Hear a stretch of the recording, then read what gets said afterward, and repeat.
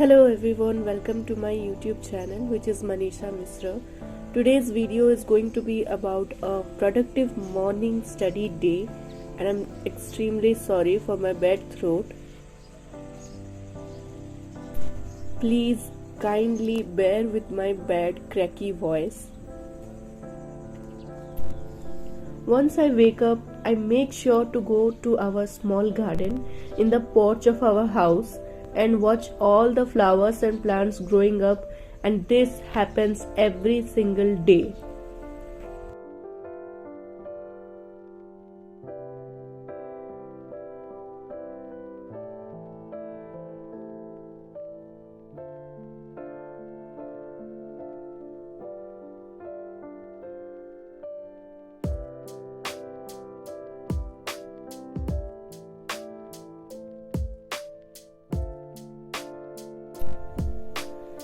And then after getting freshened up, I have my breakfast. Today I had upama as my breakfast.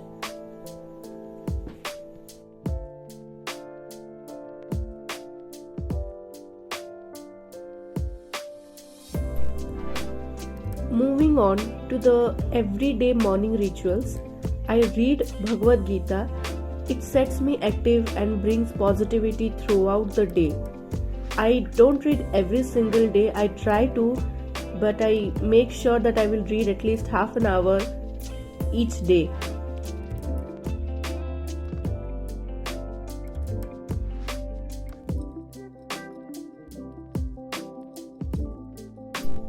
I genuinely have a belief that we should read Bhagavad Gita. We all should read Bhagavad Gita, not basing on the belief system, but based on the knowledge and the source of mental peace that is needed to all of us.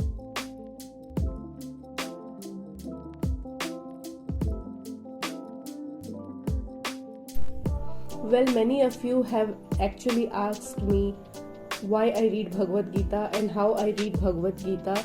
So this video isn't going to be about reading Bhagavad Gita, but I'll talk a little bit about why and how I read Bhagavad Gita. What is the necessity for a student to read Bhagavad Gita, and aspirants should actually read Bhagavad Gita for their calmness, for their mental peace and everything. Good morning everyone. Now that I have completed reading Bhagavad Gita, I genuinely felt that I should have read it more. It is more about reading this book because you can gain a lot of knowledge, you can gain a lot of spiritual knowledge, you can gain a lot of moral knowledge and everything from here. A lot more. Like words cannot particularly describe how valuable this book is for me right now in this point of life. I am genuinely grateful that I discovered this book and I thought of reading this book, and this is really amazing. The slokas are written in Sanskrit as well as it is written in English, so that those who don't know how to read in Sanskrit, you can read that in English, and that is and the description or what the summarization or what the slokas want to tell us is written in English, and in very lucid and very like good form it is written that everyone can read it. So you should read this book. This is recommendation from my own side. This is not because of like promoting any particular belief or something. This should be read by every student who is preparing, every aspirant, to gain your calm again, to relax, to just feel that everything is meant to be and everything will be happening when it has to. You just have to work hard for it and wait till it is about to happen.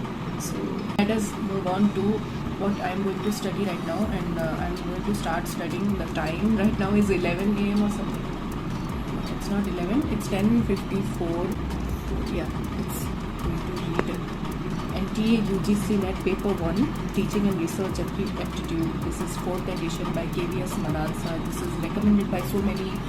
Cracked UGC NET in their second or third attempt have recommended this book to all the viewers and said that paper 1 has to be taken in your control in the best format possible. And there are so many people who say, I haven't qualified UGC NET myself. Unfortunately, I haven't. I have given one attempt without preparation, and the second attempt was with preparation. And in the first attempt, I didn't prepare, so I didn't qualify. And the second attempt also, I prepared, but I didn't qualify by a very small margin, like 2 percentile or something. Percentile score was the last in 2019 or 2020 I gave the exam. But in 2021 I lacked the courage to give the exam again because I failed after a lot of hard work. So it is not like I'm not giving. I didn't appear for exam this year because I didn't qualify the last time. It is not that easy to qualify UGC NET in English literature subject. That is, it's really difficult because for other subjects there is syllabus. You know, you have to follow the syllabus. You know that particularly. What are the things that you have to give more importance to? What are the things that you have to read and all those things. But in English literature, you don't follow a particular syllabus. You have to read everything. You just have to read everything, and you just have to keep in mind that you just have to read everything, and there isn't any syllabus. The syllabus is like American literature, the syllabus is like British literature, world literature, German literature, everything. So you have to read everything. So you have to be selective about it. And I feel that even after preparing so much, I felt there were some questions. Like after preparing so for for 4-6 months or something, I felt there were around 5 to 10 questions in UGC NET paper 2 where I felt like I don't have any freaking idea about that question. I don't know anything about that question. I know those are belonging from cultural studies, or maybe those are belonging from criticism or essay paper, but theories and all those things, but I don't know from where this particular thing has came out. So there are questions. So don't feel bad if you haven't qualified UGC NET in English literature till now. It is really difficult. So this is the book that I have bought recently, KVS Madan's UGC NET paper 1 book. So I'm going to, without any further delay, I'll start reading. It is 11, it must be 11 a.m. right now. So I will read up to 1 a.m. I think, 1 a.m. or 1:30 a.m. and then I will go to take bath, and then I will have my lunch. So let's start reading. First, making a list of all the things that you want to accomplish every single day is always a better idea to be able to stay focused throughout the day. I believe it genuinely helps us to less procrastinate and more concentrate on the study.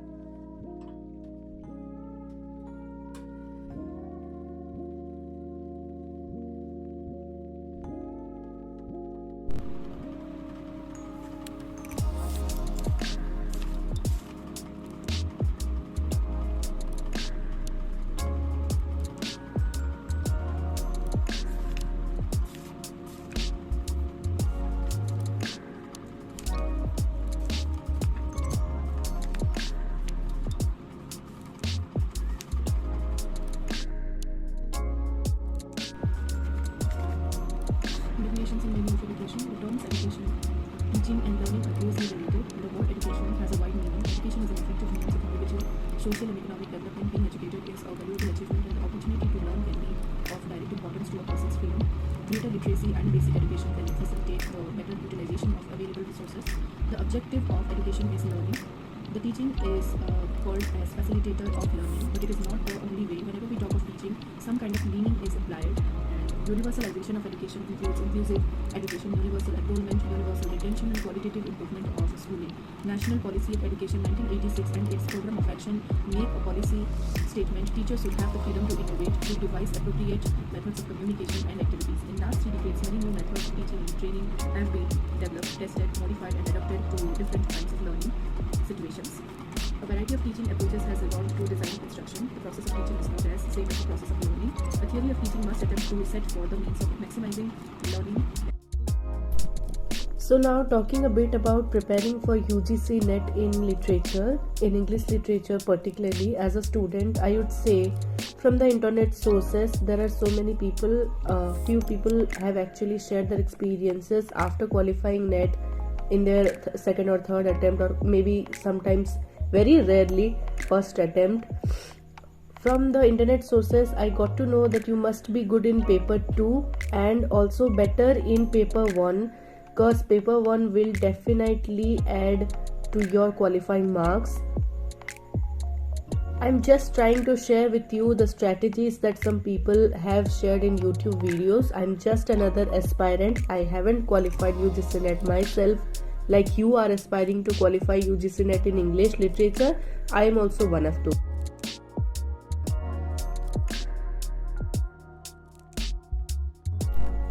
Sometimes I really get hungry while studying, which might sound weird to you. So I have always something to eat and take a break.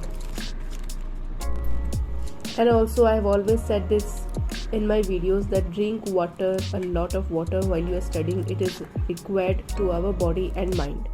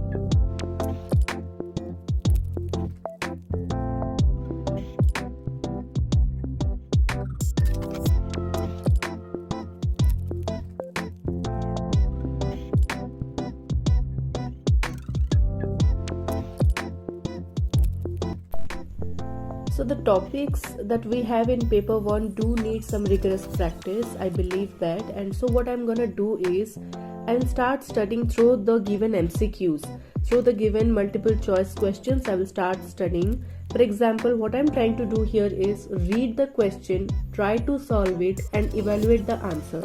If the answer is correct, then you have the required knowledge about that particular question and topic. But if you have not written the answer correctly, or if you haven't guessed the answer correctly, so then you have to look back to the description part, search for the topics that you don't know about from the MCQ and read it thoroughly. So this is the strategy that I use for UGC NET paper 1 and preparation for that particular paper.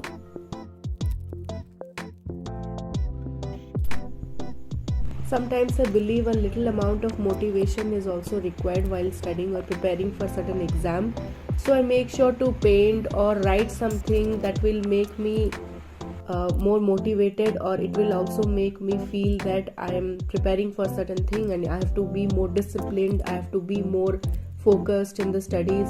It will continuously make me feel that you are a student preparing for some exam and you have to qualify it.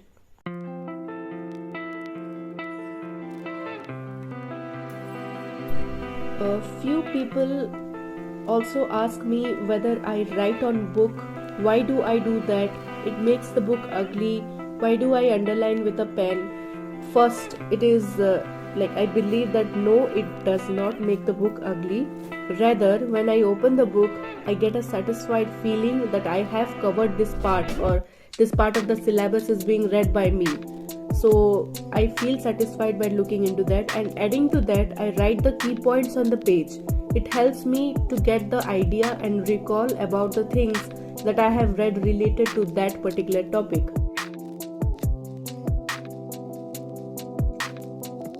So here I read up to 1:30 p.m. and then I got out to take my bath and then have my lunch and sleep for a while. So this is the morning routine that I wanted to share with you. If at all it has added any certain kind of motivation or any certain kind of positivity in your life as an aspirant for any certain exam, not particularly UGC NET, then please hit the like button and subscribe to my YouTube channel for more such videos. Now, before ending this video, I would like to say you something. To all the fellow aspirants, for all the entrance exams that you aspire to qualify one day, work hard always. And I believe there is no substitute to hard work and there is no shortcut to success. That these are the things that I have said to my students always, repetitively. There is always an opportunity and a next time. So don't lose hope. Just keep working on your goals consistently and hope for the best.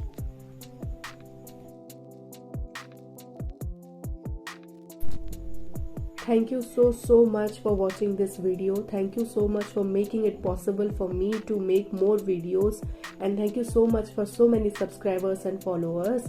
Thank you, and Please support and also like my videos, subscribe to my YouTube channel, and share my videos with your friends and fellow aspirants.